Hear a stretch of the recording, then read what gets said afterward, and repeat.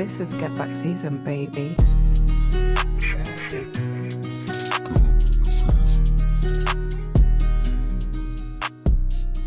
And we're back again, guys. It is Get Back season, back again with another episode. And as you guys can see, we're in a completely different environment to what we're usually are in. Currently, we are now in London, and we are joined by Jamelia. For those who do not know, she is the owner of Treasure Chest, and I'd want you to just explain for the viewers what that is for those who may not know. Sure. So Treasure Chest is Europe's largest subscription box for those with naturally curly hair.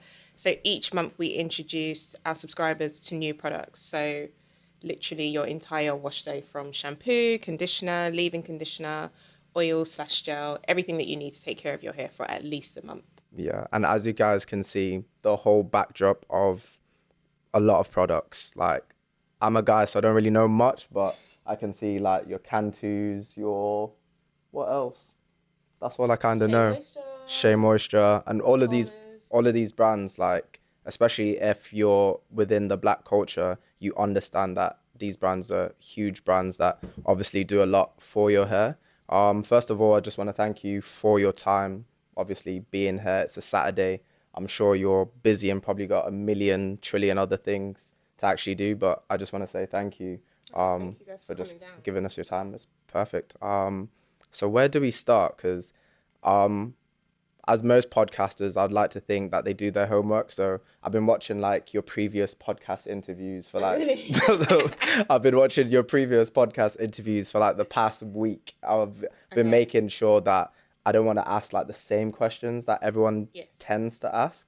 But the only one that I kind of want to kind of set the scene with, where did this all come from? Like this whole idea, could we start from the beginning, like from childhood? What was your childhood like? Were you always infatuated by hair products, or like how was it? Yeah, so where am I meant to be looking, by the way? Am I looking at you or am I looking at You can look at anywhere because the camera's picking it all up. That's all right. So literally from as young as like 3 or 4, I was always playing with hair. So I was playing with my mum's hair. Then when I went to nursery, I was always like braiding or unbraiding the girl in front of me's hair. I was always just playing with hair. Yeah. Then when I was like 7 or 8, I used to like spend so much time in the bathroom just reading the back of products just because I was curious about the directions. Mm-hmm. But they were never accurate. It was always like use like a pea-size amount of conditioner. And I was like, whose hair is that going to serve? A pea-size amount of conditioner. True. So I was like, okay, something's a bit weird here. Mm-hmm. Then I would probably fast forward to my teen years when I used to straighten my hair consistently. Like I didn't think there was any other way to wear my hair but breakage and damage. Damage, dryness, split ends, heat damage, literally everything. Yeah. And then one day I went to a salon. I actually wish I could remember which salon it was. And the lady washed my hair and she was like, oh, you've got such lovely hair. Like, why don't you wear your hair in its natural texture? And I was like, what? What do you mean wear it in its natural texture? I'll look about 5 years old. Mm-hmm. And obviously, as a girl in your young teens, you always want to look older. So for me, I felt like straight hair made me look older and natural hair just wasn't an option. Yeah. But it kind of stuck with me, her comment about, oh, why don't I wear my hair out?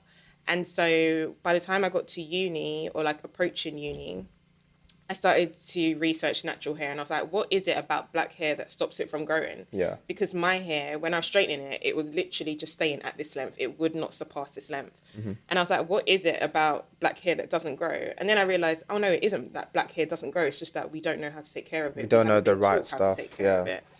And so as I was researching like how to care for my hair, I came across a massive community in the US, which is like these black women with like such full hair, long hair, healthy hair.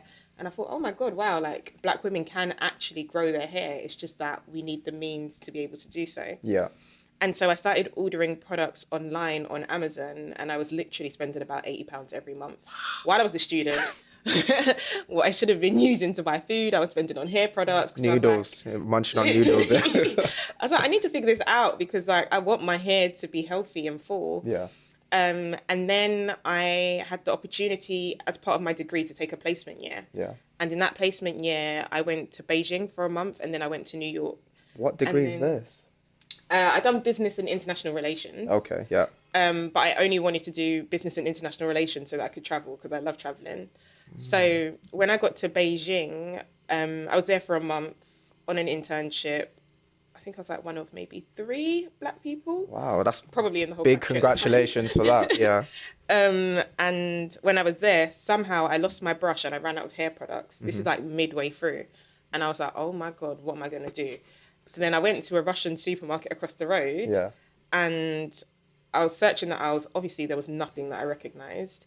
And then I saw Herbal Essences conditioner and I thought, you know what, this is going to have Saving grace. And This then is saving grace. I was looking for a bristle brush because I lost my brush and I was like used to slicking my hair in a bun. Yeah. No brushes to be found. So then I had to buy a shoe brush and use that to do my hair. Like, was it a hard shoe brush, soft shoe? brush. Oh gosh. And I was like, wow, this is a problem. Like if you're a black woman, mixed race woman, multi-ethnic woman yeah. in somewhere outside of the UK and the US, like you're going to struggle. Even in the UK, you can struggle. Yeah. And then directly after Beijing, I went to New York. And there I was there for just under a year. And obviously it was the complete opposite. So New York, I had like an abundant amount of products to choose from. Yeah. All of these brands started by black women, brands grown by black women. Like there was just so many options. And there was this new craze of subscription boxes. So there was subscription boxes for black beauty, subscription boxes for dog food, subscription boxes for socks, makeup, wow.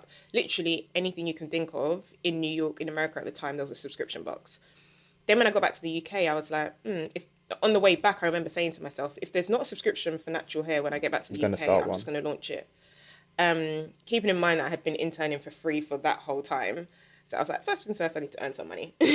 So I had like a month to spare and I applied for an internship at BlackRock Asset Management, which is the largest asset management firm in the world. Yeah. And they had a business operations position. And you got it. Yeah. I was like, I don't know what it is, but I'm going to revise for it like I would an exam. Yeah. And go in there, be super charismatic, and I got it. You need to teach me because, like, I feel like being a graduate and getting all of these opportunities, that's really, really good. Yeah. To be fair, I do feel like I set myself up well by having those international experiences. But speaking to you, you've got a wealth of experience. You know what it is for me? You just need to know how to flex it. Yeah, I need to flex it. I always say, like, I've spoken to a few people that are in that reviewing CV like job type roles. And a lot of them say, like, I have a lot of experience, but my issue is I don't know how to sell myself. Like, I don't know how to, in an interview stage, perfect, I'll smash out the park. Yeah. But on a CV, I don't know how to basically say, you need me, like, type of thing. So that's, like, my struggle, if that makes sense. Fair. But I'll get there. So anyways, you got through the asset management firm. Yeah, so I was there. I was meant to be there for a month. They asked me to stay for 3 months. I was like, why not? I need to earn some money. Yeah. Then I went back to uni for my final year and they had offered me the graduate position. So when I finished uni, I already had a job. So I went straight into that job. Yeah. Was on the graduate scheme for 2 years before I started to get a bit of an itch. And I was like, oh, like I've still got this idea about the subscription box. I've still not launched it. What should I do? And so I was like, do you know what? Let me ask my family and friends what they think of it and if they would be willing to pay for it. And they were like, yeah, like it sounds like a good idea.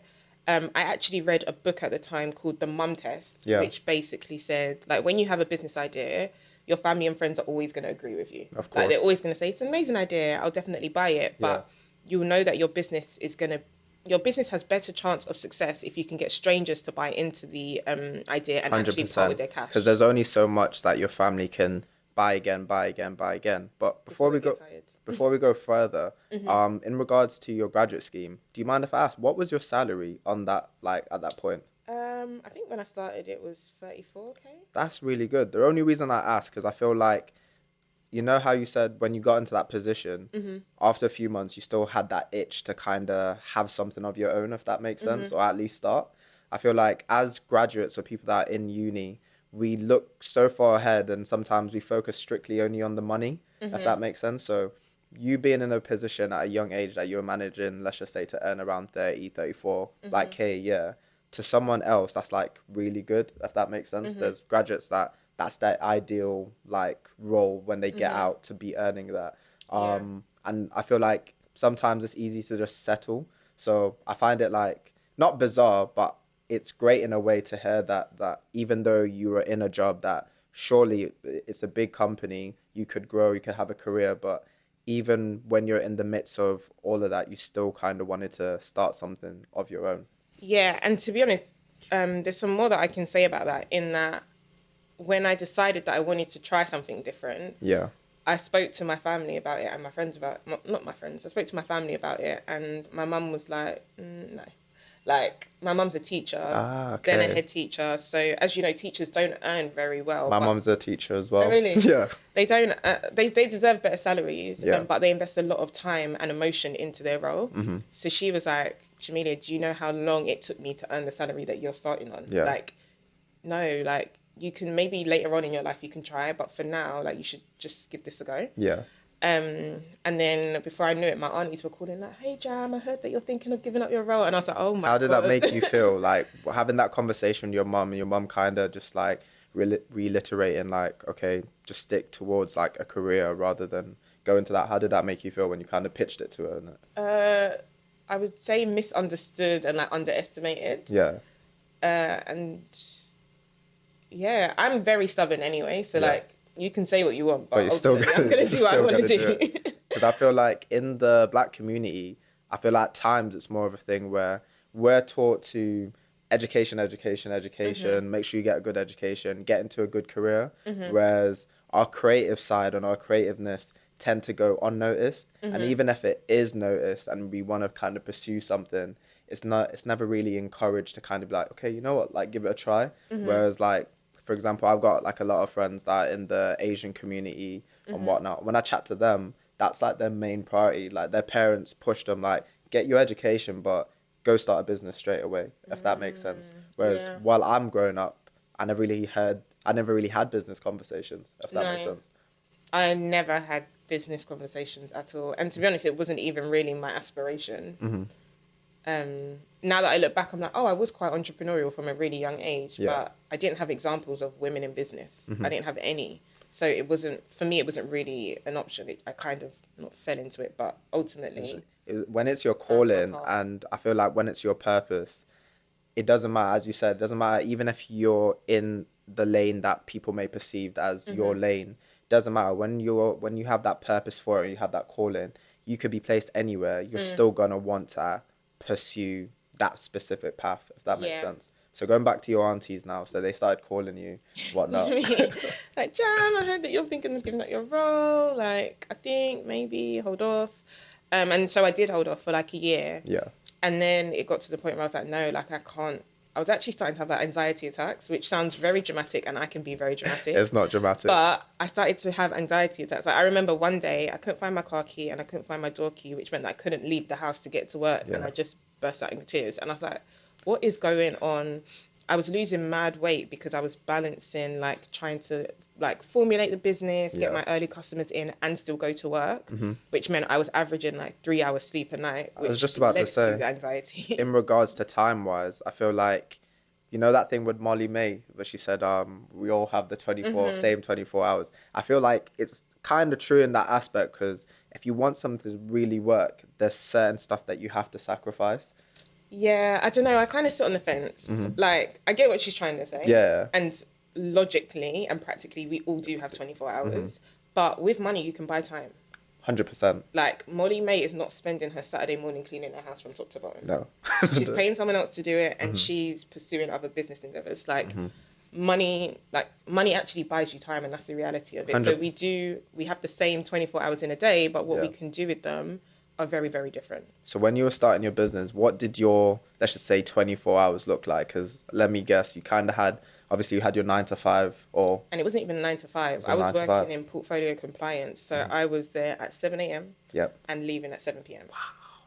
And were you working down in London at the time? City of London. I know London times are busy, because when I was on the management team for the Cricket World Cup in 2019, and I would be in the office, let's just say, for like 7 a.m.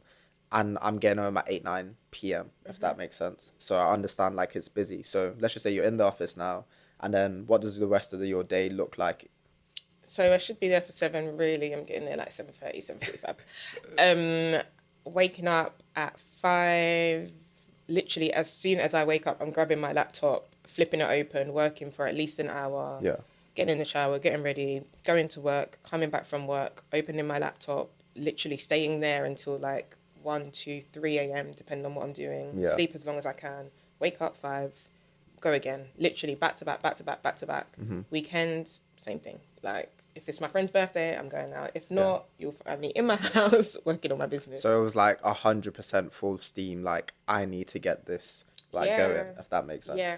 That's crazy. So when it came to that, then like obviously, what was like friendship groups like? Because I feel like from my experience, when you kind of have idea and let's just say it's a business, obviously the business requires a certain amount of time. And with friendship groups, there's always someone's birthday or gathering or some sort of link up. So when it comes to all of those things, how did it come to managing time? Like were friends kind of distant when it comes to you, like saying, I may not be able to make it today or whatnot. Did anything break down, or did you have like a supportive network of group friendship around you?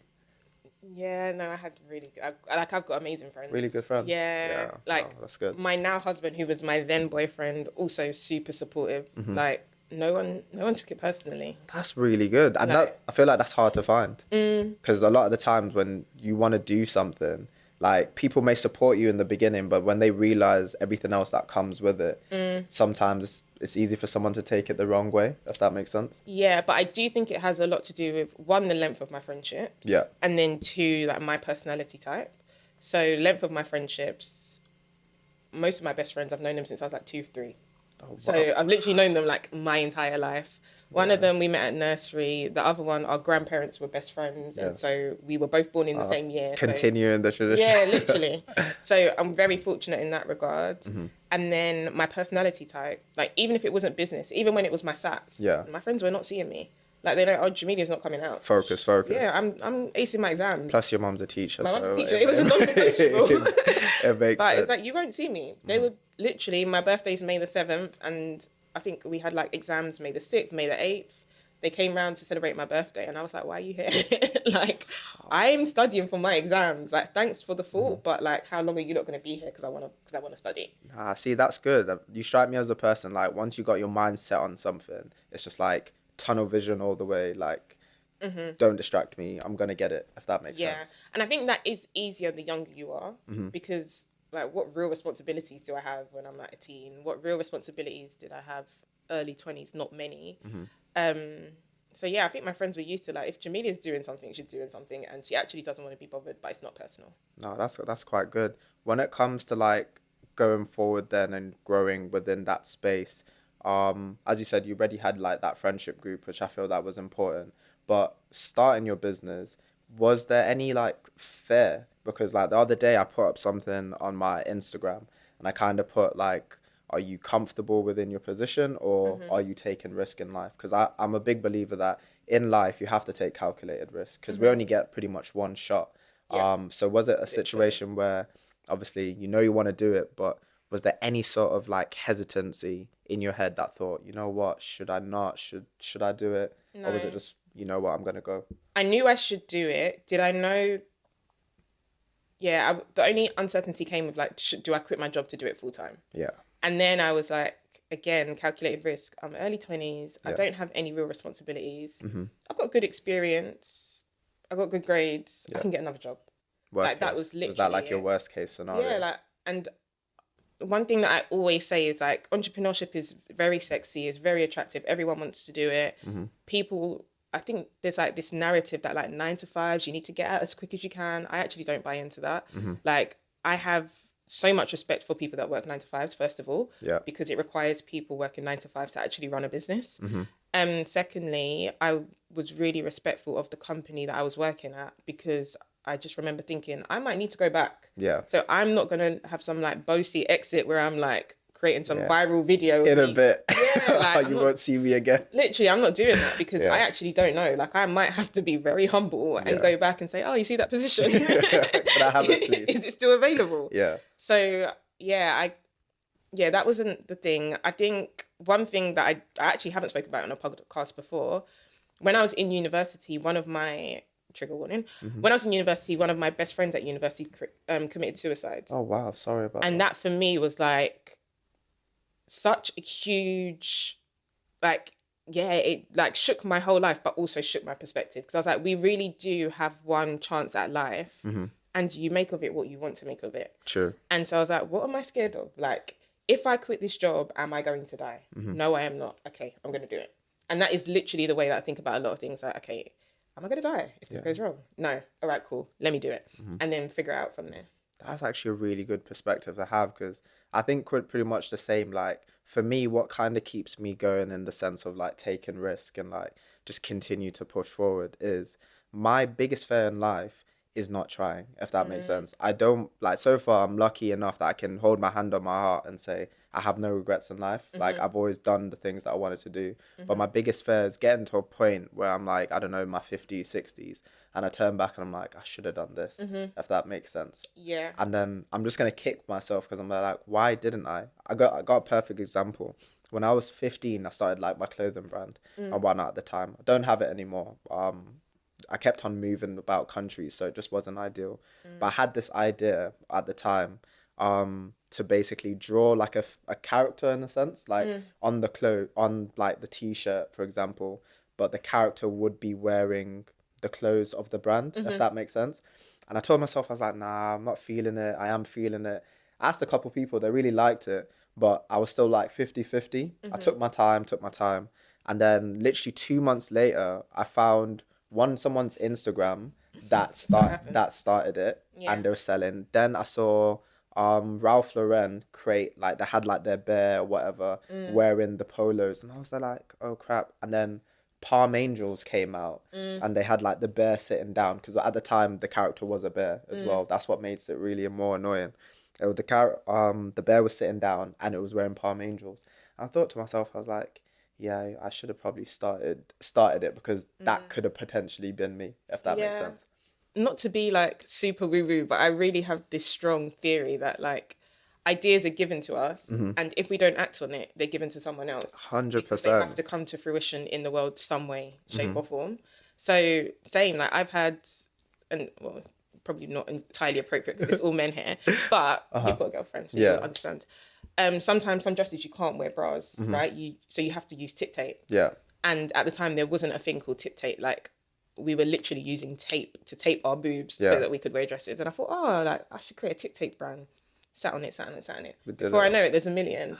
But that's actually what happens. Like if you don't act on it, it's given to someone else and they execute it. It won't be the same as the way that you would. Yeah. But I don't think that ideas just wait for you. I don't think ideas wait for you. Nah, 100%. I think it's up to you to act on it when you can, as quickly as possible. Nah, 100%. Because I feel like it's one of those things where when it comes, you need to take action, if that makes sense. Because I feel like, for me personally, I'm a Christian, so I feel like God blesses you at times with like, let's just say you may pray for something, may not come packaged in the way that you want it, but he'll bless you with it.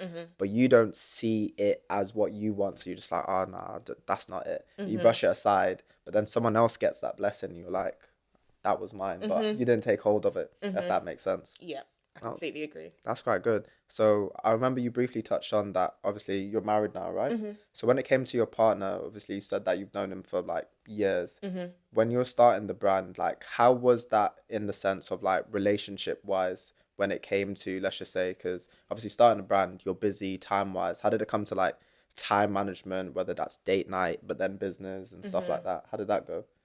Not good. Not good. There wasn't any balance, really. Yeah. I think, fortunately for me, he works in tech. Okay, that's great. So at the time, he was running his own business. So there was huge upside because, like, he just gets it. Like, 24 hours of your day is pretty much consumed working on the business, if not then thinking about it. Yeah. And so there wasn't any pressure to, like, put everything down, let's go out. And also, we didn't have no money. Like, we're...